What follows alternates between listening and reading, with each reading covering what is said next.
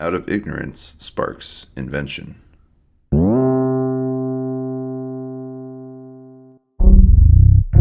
In Tim O'Brien's The Things They Carried, soldiers are the artist's brushstrokes. The actual things they carried? The paint.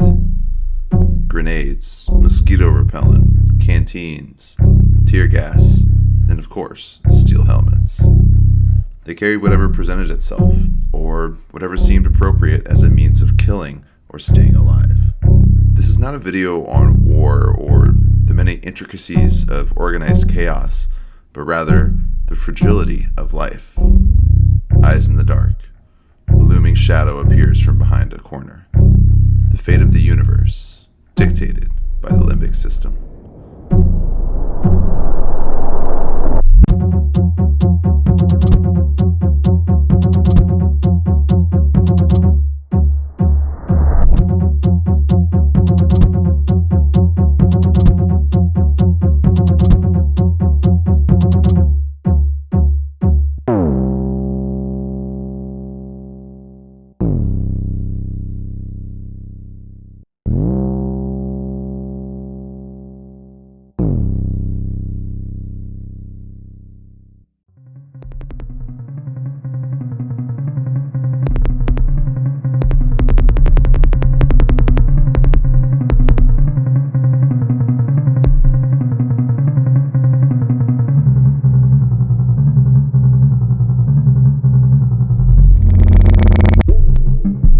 Take a second now to think back to your favorite video game. Maybe it was a game you played as a kid.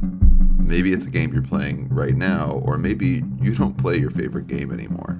Now imagine I tell you there's a large cash reward that gets instantly injected into your bank account, in time style, for beating your game, but there's a catch. If you die, you lose everything. One life, one character. This is the foundation of hardcore. Now, as we'll talk about, and as I'm sure you're aware, hardcore is a sort of umbrella term for games that have restrictive gameplay. Whether it be a chance for your account to be deleted, or a guarantee, a loss in accolade or title, or even so much as taking a single point of damage, to me, it's all hardcore. Back in 2020, I came back to a game that absorbed a good portion of my childhood, as it did many others. Blizzard's World of Warcraft Classic, re-released in 2019, almost exactly how it was back in 2004. A game that is now old enough to legally drink, but with graphics and gameplay that still capture the essence of youth and wonder. Around this time, I found a streamer named Kargoz. He brought light to a lesser-known section of the community that played the game in a unique way. Death equals delete. No trading, no grouping. Everything you attain must be acquired by your means alone. Every copper piece, scarce item upgrade, and hour you sink in is at risk of being lost forever. Oh, and you should really just live stream yourself doing it if you want ultimate proof of your masochism. I was infatuated. After watching that Kargoz stream, I downloaded the add-on and began to stream myself playing with a one-life character. It was incredible to me how different the game felt once I knew I only had one life. Trivial matters became life or death situations. Game knowledge became fortune. Success was no longer about reaching max level, acquiring gold, or even notoriety. Just bloody survive. Fear has more to do with the desire to live than it does with the fear of death itself. That we all have but one life to live. The glass is in fact half full, for it is not what we fear will happen to us, but rather ultimately what we may lose, thus commanding there is something to lose in the first place. This is the main support beam on our hardcore construction. Whether it be time invested, rarity, or reward for completion, fear ensures that our confidence to overcome adversity and suffering is never absolute, that of which lives in the hearts of those with a soul. Those of which with something to gain, and of course, something to lose. Likewise, in Mortal Sin, a single-player hardcore experience, you must complete the dungeon, cave, and forest to reach Final Judgment, all in a single run. As you progress, you can choose to upgrade your weapons and armor, as well as run permanent buffs at the end of each level, all concluding with the gargantuan boss fight at the end. The reason I bring up Mortal Sin is not only in its awesome gameplay, but also the artistic direction and lore it takes. A mortal sin is a sinful act that is done so with full knowledge of its malice. a sin so pure and deliberate that it removes oneself from God's saving grace, leading to permanent damnation. Or, to refer back to Cruelty Squad, upon your first death, your divine light is severed, and you are now condemned in the eyes of the Trigons. It is this divine light that shines a spotlight at our inherent fear of death. As mentioned, we all know there's only one life to live, which is where this concept of permanence comes from. One run, one character at a time, these gameplay mechanics and lore recreate that feeling of having divinity at stake. In regards to this feeling for me personally, when I was a kid, the word fear was a wilderness ditch line. This is old school RuneScape, and as soon as your character crosses this line, PvP is enabled and players around your level can kill you and take your items when you die. It's here where fear, risk, defeat, and victory all meet in a devilish dance. What will you take with you that you're willing to lose? What strategies will you employ to survive? What things will you carry?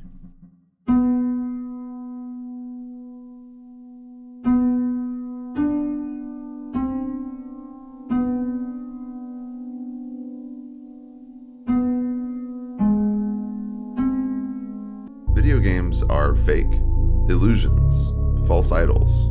Unless, of course, you enjoy them. Then something changes. Somewhere along the way, you forget that you're even playing a game. You are immersed in the forest of your own mind. The lines between reality and pixels suddenly blur. You are invested. In the modern gaming world, most games that come out now contain some element or mode that supports hardcore. While the definition has grown a bit over the years, it is, as it always has been, a sliding scale of risk versus reward, glory or death. Furthermore, it's on these online games that the risk versus reward is heightened. Seeing someone in the main city with a legendary weapon, of which very few players even hope to acquire, is part of what makes these games so appealing in the first place. This whole section reminds me of a philosophical study known as phenomenology. Phenomenology aims to arrive at an objective understanding of the world via the discovery of universal logical structures and human subjective experience. Essentially, examining which objective truths reside in subjective experiences. The fear of overpulling a mass of enemies in a dungeon, the gratification of achieving max level, or the dread and/or hilarity of losing a friend. This is the main sidework of our hardcore construction. All the little things that we as players experience in a subjective way ends up being a big part of what holds a community together. The flip side of that being, of course, the objective part. I would say these games could evoke a type of flow state, or maybe more accurately, flight or fight responses. What we can say for sure is that when people play a game, they will experience this flow in some form when they're ready. We typically think of flow state in work or maybe meditation. However, it seems to me that much of art in general can immerse you in this way. Furthermore, back to classic hardcore, it is the shared burden of risk and eventual plight of the players that sets the community in a kingdom of its own unique caliber. Everyone understands the stakes, maybe more importantly, the reward and esteem of conquering that shared fear. Or, in other words, games with this level of immersion, investment, and shared phenomena are an allegory to religion itself.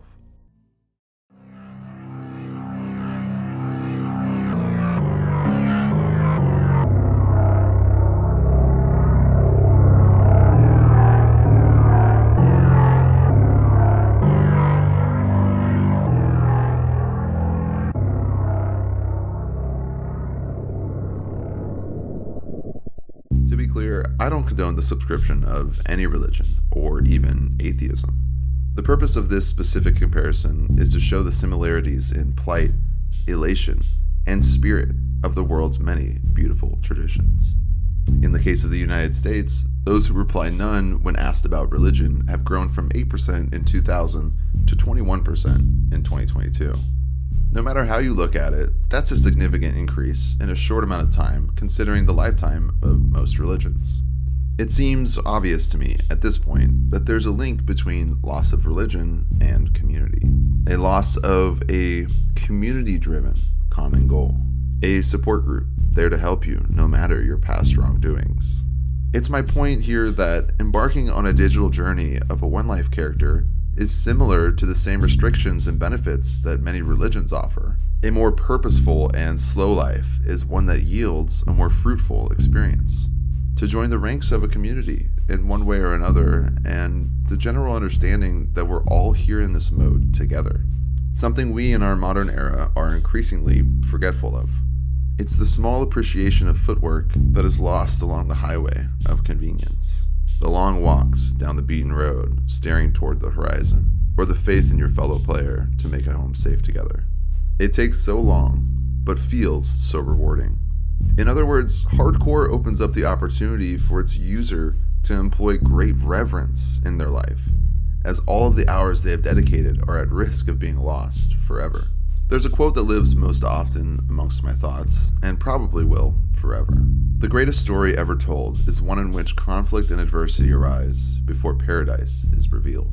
What I love most about this concept is that it assumes life will come with its suffering and struggle.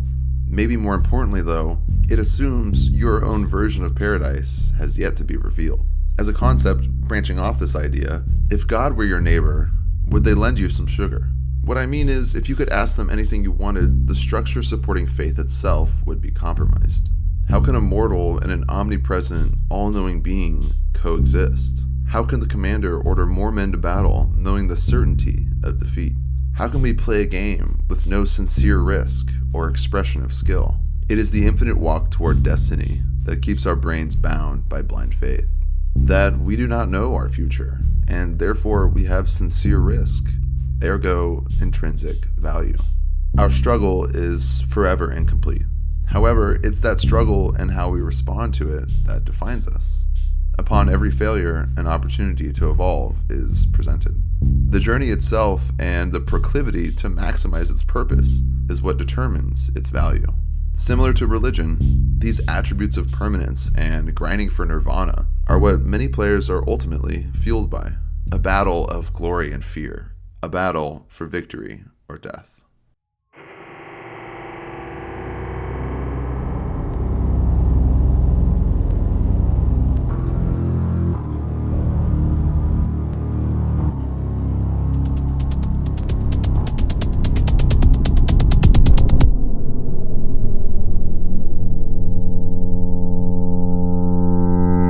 According to population education, there are over 10,000 distinct religions at the time of recording for this video. Most people choose one of the big four, and many of those choose a specific denomination for a whole host of reasons, not limited to personal belief, geological standing, nor tradition. I'm really not here to bash people for their beliefs, nor sway you either way. What I'm saying here is we may all be wrong. Or it's just a simulation, and everything means nothing. But would it really though? Are the thousands of hours spent, rare drops collected, or friends that were made along the way meaningless? If it were a simulation, or aliens, or even God, how would that actually affect our value? How do we know anything for certain? What guiding rubric pre-exists human tampering of which we can follow? What is divine knowledge? In short, my answer for now is really none of it ever mattered objectively to begin with. We are responsible for our sin alone, and, along with our society, what dictates that sin to be sin in the first place. We have constructed religions in order to gain some kind of thorough understanding of human life, the cosmos, and the meaning of it all, yet cannot agree on even the basics. The objective truth is laid to rest. Its increasingly multiplicative weight staunched by greed, vitriol, and ignorance. The truth, too great to bear, is locked away, at least for now. However, it is my sincere opinion that participating in games like these are some of the building blocks to our eventual enlightenment, no matter how small of a fraction of the pie they represent. People all around the world are increasingly attracted to game concepts like hardcore. I think the main point here being that there's a reason for the increase in interest. In general, I would say the further along this technological road we travel, the more homesick we may become. To long for a simpler and more meaningful existence in spite of overpowered tools at our disposal. Dungeon Keys is a channel about exploration, taking artistic risk and reach. Every word I speak is my own. Every sound, frame, and transition is carefully and painstakingly assembled in an attempt to produce something of value. Something that causes you to think differently. Though I may get it wrong at some point, or even appear to be rife with gloom, the contents of these videos are meant to hopefully inspire. I'm certainly not perfect at it, but I'm enjoying the process. In closing, to me it seems the internet itself has played a major role in the decline of religion. Our society is changing around us at a rate never before seen, and climbing. Quote, "We have created a Star Wars civilization with Stone Age emotions, medieval institutions, and godlike technology." The point here, of course, being something like, we are much too evolved for our own good. The question then becomes, what can you do that's objectively worthwhile? What faith or hope do we have to ensure our lives are justified and meaningful? If you thought about leaving a comment for this video, that's my question to you. What I can say for sure is, it's the players and their actions that define a game. Their traditions, beliefs, and ultimately morals are what dictate the contents of the experience. Lest we forget our human nature, and if it ends up being an AI that provides our justice, entertainment, and love, no matter how effective, it would be, as Miyazaki put it, an insult to life itself. Until next time, I'll be in the dungeon.